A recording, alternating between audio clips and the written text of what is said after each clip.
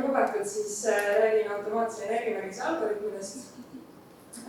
Võib-olla mis ja miks täpsemalt, ehk siis olemasolevate hoonete energiakasutusest. Miks võib-olla üks näide siin juba jooksis enne läbi, et Tarmo Kivi rääkis omavalitsuste hoonetest. Et kui meil on suure portfelliga hooneomanikud, siis üsna keeruline on võib-olla saada ülevaadet, mis hoonetes toimub, mis on energiakasutus, hoonete sisekliima ja kus on siis need säästukohad, mis järjekorras tuleks renoveerida ja nii edasi. Ja nagu Tarmo juba välja tõi, siis on märgis iseenesest ei näita väga palju või ei pruugi näidata väga palju. Kui kasutame näiteks üldseadmeid, siis siin on üks näide Soomest ühest eelnevast projektist, kus siis eelnevalt arvutatud energiakasutuse energiaklassi on siis olnud A või B, aga kaalutud energiakasutus mõõdetud andmete põhjal on siis tulnud umbes 3 klassi kehvem. Üheks põhjuseks näiteks siis sama hoonete kasutus või ka tehnosüsteemide ebatõhus juhtimine. Mõtlen ühe näite suurest portfellist, on siis Tallinna Tehnikaülikool, mille sellise arvutatud energiaklassid on siin tabelis toodud ja jaotus on võib-olla üsnagi kurb, et siin peaaegu pooled hooned on G või H klassis ja ainult kõige ülemine ots siis ABC klassides ja võtaks siit ühe või mõned näited, et vaataks näiteks neid 2 esimest A-klassi hoonet.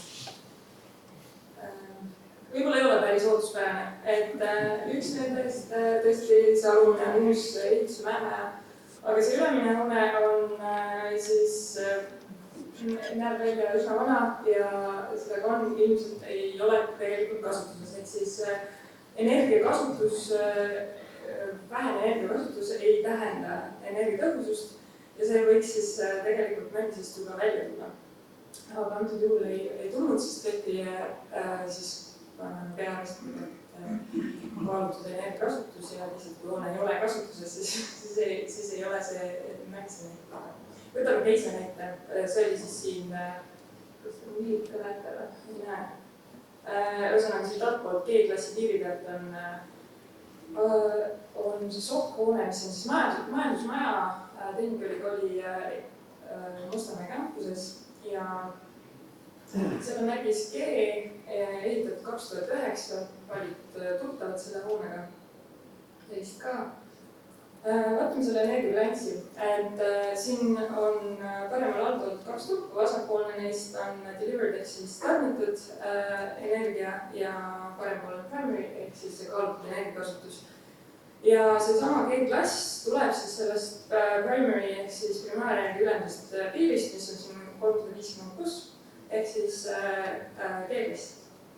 Aga kui me vaatame, siin on osad ülemised tulbad on viirutatud, need sektsioonid on viirutatud. Need on nüüd arvutuslikus energiamärgises mitte arvesse võetavad tarbijad, nagu näiteks köögid, serverid, garaažikalte, küte ja nii edasi.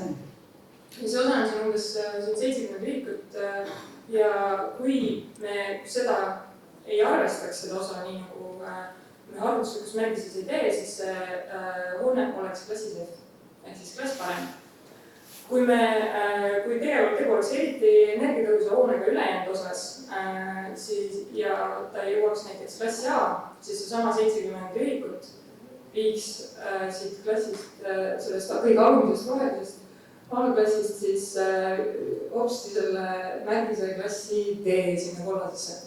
Ehk siis see alamarvestite järgi energiakasutuse jagamine tegelikult omab väga suurt väärtust selleks, et aru saada, mis tegelikult selle hoones toimub. Ja nüüd natuke siis sellest projektist, mis pealkirjas lubatud, see on digiaudit, mis siis püüab seda problemaatikat suur portfelli oma jaoks lahendada.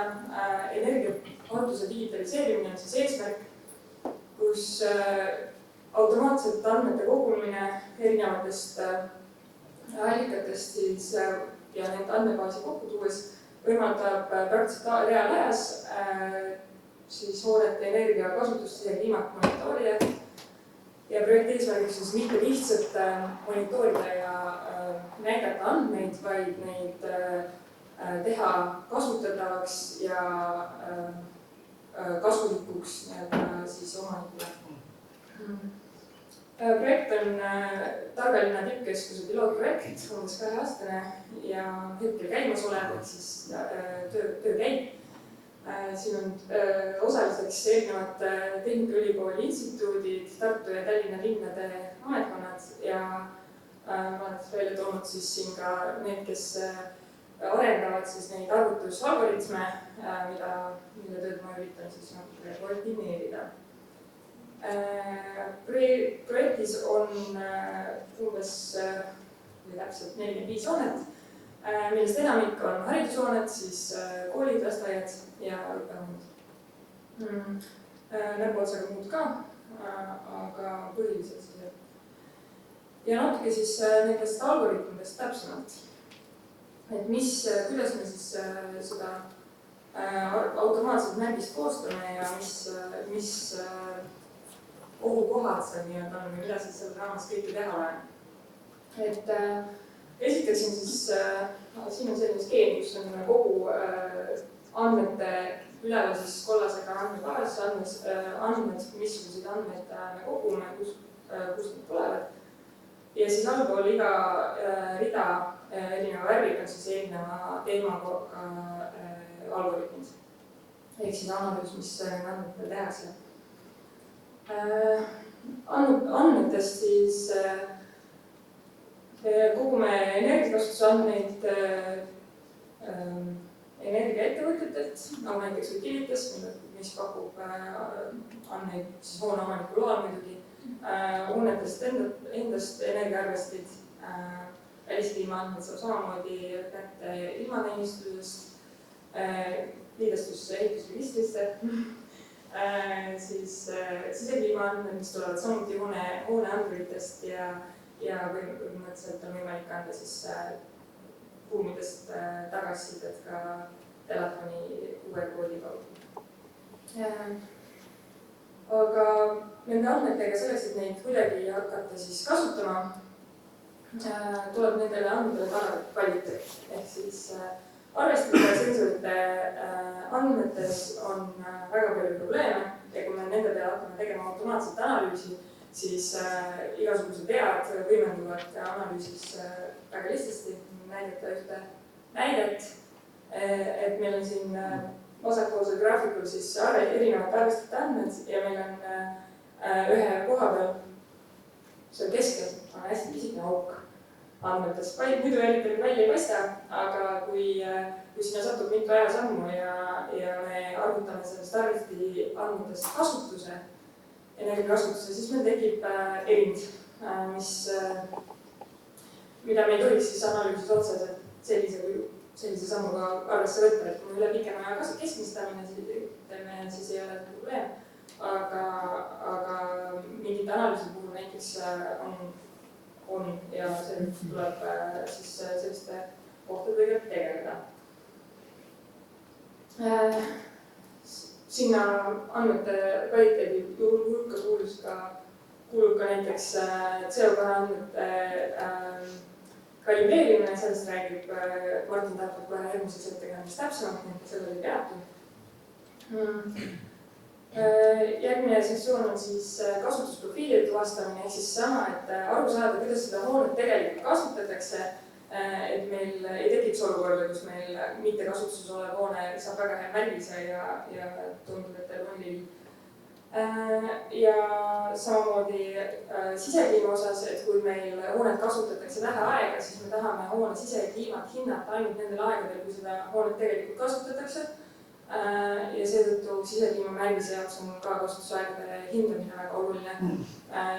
Sisekliima märgistest räägib jällegi Martin järgmises ettekandes, nii et ma selle ka ei peata, aga ma näitan natuke seda kasutusprofiilide tuvastamist. et siin on alumisel paremuse graafikul on toodud nädala pikkune ajaperiood, kus iga joon on erinev nädal. Ja masinaplanetitega on siis need ära grupeeritud selliselt, et sarnased nädalad on ühte värvi ja leitud nendele siis keskmised ja siin on näha siis punasega on selline tüüpiline kooli, see on ühe kooli näitel siis, need on siis ventilatsiooni elektrienergia andmed ja on siis ventilatsiooni kasutus siis koolimajas ja lillaga on siis COVID-i-aegne elektrienergia tarbimine, ehk siis tarbimine on tõusnud või sest et me oleme tõstnud õhuvoolu hulkasid selleks, et viiruse levikut tõkestada. Ja siin on siis ka näha all veel väiksed siis mingid olukorrad, kus kool on olnud näiteks kinni, vaheaegadel, COVID-i periood ja nii edasi. Ja ka sellised graafikut on siis võimalik tuvastada automaatselt ventilatsiooni tööaeg. Samamoodi võib analüüsida ka näiteks muid elektrikasutuse andmeid, valgustusseadmed. Siin ülemisel graafikul, kus on sarnaselt siis üks päev pandud graafikule nüüd päevade kaupa, kus on võimalik siis tarbimise muutust näiteks kuvada või leida. Jõuame siis selle energiamärgise endani, et selles on õige mitu osa. Üks on siis energiabilansi tegemine, mille jaoks on äärmiselt oluline see, et need liidestatud hoonete energiaarvestid oleks siis selgelt markeeritud, et mis arvesti mida mõõdab, et oleks võimalik siis näiteks neid e-kasutusi, mida ei pea arvestada, siis maha arvestada. Ja siis teine osa on normaliseerimine, see, et me saaks võrrelda omavahel erinevaid aastaid, ehk siis teha baasaastate taandamine. Ja kolmas osa on siis märgise koostamine ise. See, et me kogume andmeid pidevalt, võimaldab siis teha sellist asja, et arvutada näiteks iga kuu märgis ümber. Ja siin on siis ülemisel graafikul toodud kuupõhine kaalutud energiakasutus sellesama majandusmaja näitel, siis on 2016–2021 näha ilusti suve ja talve vaheldumine. Aga kui me nüüd võtame siis aasta kaupa sellist libisevat summa, et üks aasta vaatame kogu aeg märgist siis ühe aasta kohta, siis alumisel graafikul on siis see aasta kaalutud energiakasutus. Ja me näeme, et läbi aja see on väikese COVID-i jõnksuga, aga on vähenenud. Ehk siis meil on umbes 60 ühikut alla kaalutud energiakasutus. Ja kusjuures siin on normaliseering juba tehtud. Ehk siis mis siin juhtunud on kasutuse muutus. Ehk siis ainult, mis siit võib välja tuleb, on see, et ainult see kliima normaliseerimine ei pruugi meid viia lõpuni, et kui me tahame päriselt teada, või võrreldavat märgist, siis me peaksime ka kasutust hakkama normaliseerima. Aga näiteks, mis siit ka välja tuleb, et ilmselt on tehtud ka optimeerimistöid, et tehnosüsteeme paremini efektiivsemalt juhtida. Siit paarist. Ja viimane aspekt on siis see, et seesama märgis kuidagi panna konteksti hoone omaniku jaoks. Et kas see märgis, mis me nüüd saanud oleme, jah, me saame selle panna skaala peale GFH, aga et kas sarnased hooned, mis on enam samal ajal ehitatud sarnase kasutusega, et kas nende hoonete seas see energiakasutus on nüüd kuidagi hea või halb või kuhu ta jääb, siis EHR-i suure hulga andmete pealt on Andrea Ferrantelli teinud sellise analüüsi, kus on iga hoonetüübi jaoks siis võimalik tekitada jaotus, kus siis ülemisel graafikul siis X-teljel on kaalutlusele energiakasutus ja Y-teljel siis sagedus, kui sagedasti sellist energiakasutust sama tüüpi hoonetel esineb.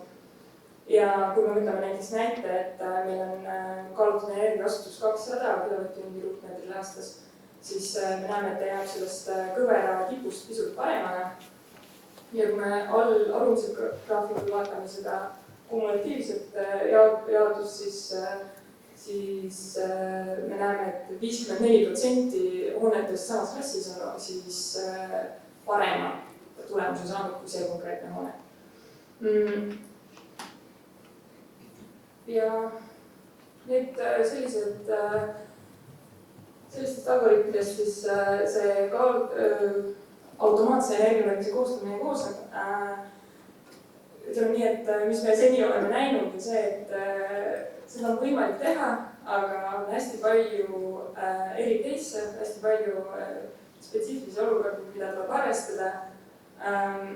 Hästi oluline on andmete puhastamine ja siis kriitiliselt hindame seda, mis tulemused me saame ja seda, et tulevikus võimaldada võimalikult palju, võimalikult lihtsasti siis automaatse märgise genereerimist, selleks on kindlasti väga oluline alamaarvestite sobiv paigaldamine, ehk siis, et paigaldada neid juba selle ideega, et oleks võimalik automaatsest energiamärgisest maha arvestada näiteks kasutused, mida ei soovi seal näha või näiteks ventilatsiooni kütet, sooja kütet ja ruumikütet eraldada. Aitäh!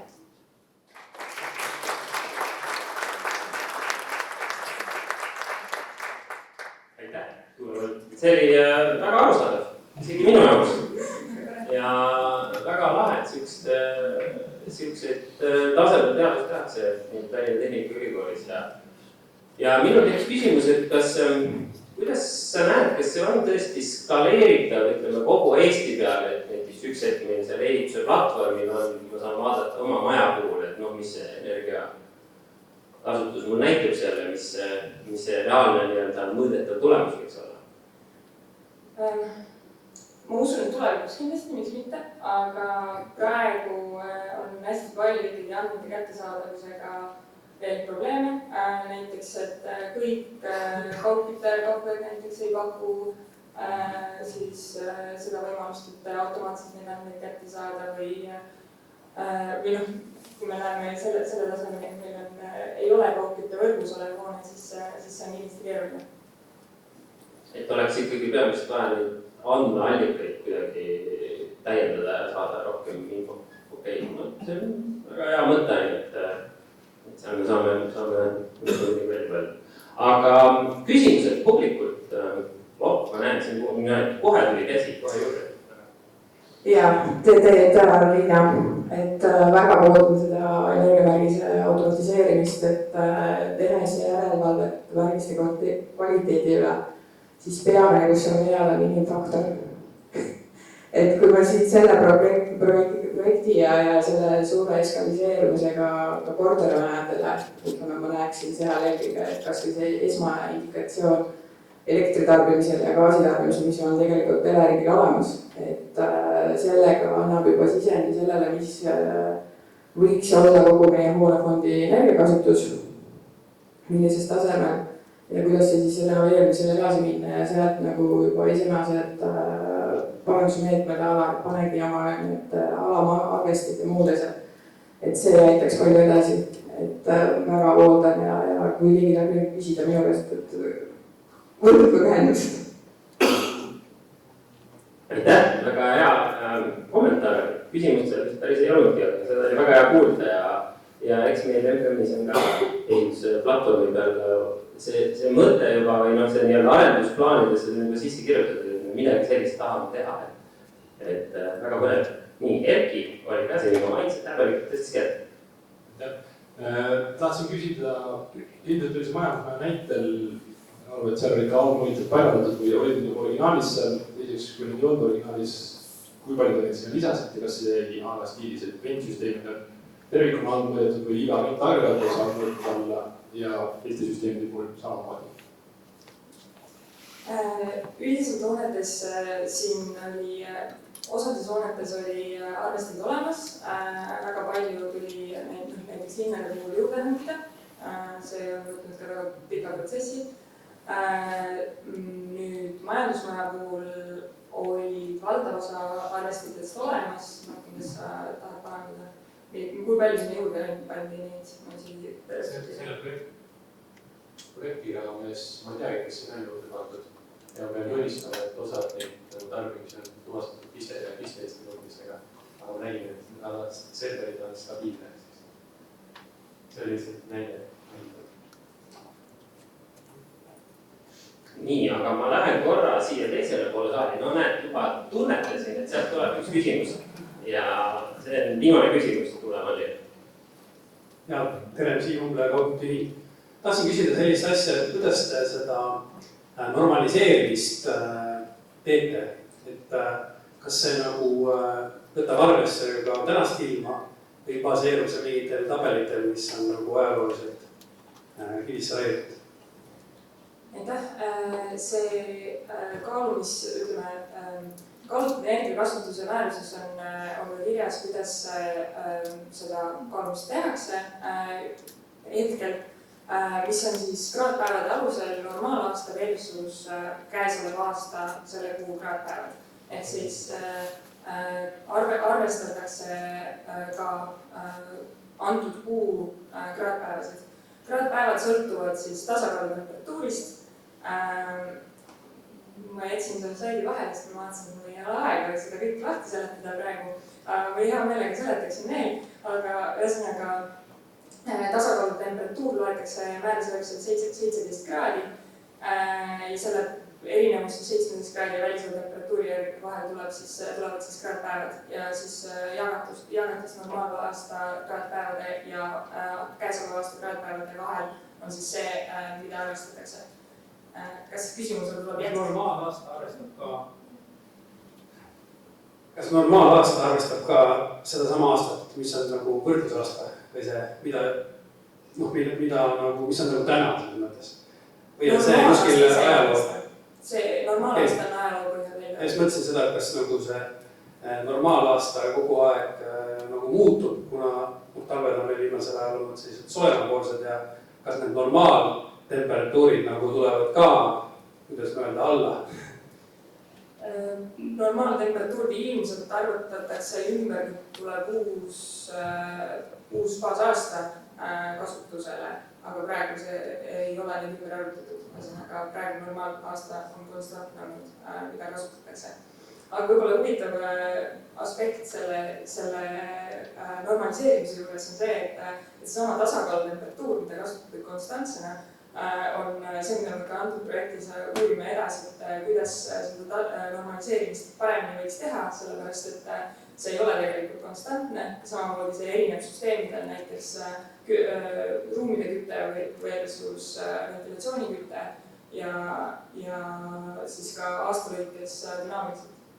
No ma näen, et seda juttu jätkub siin kauemaks, aga aitäh veel kord.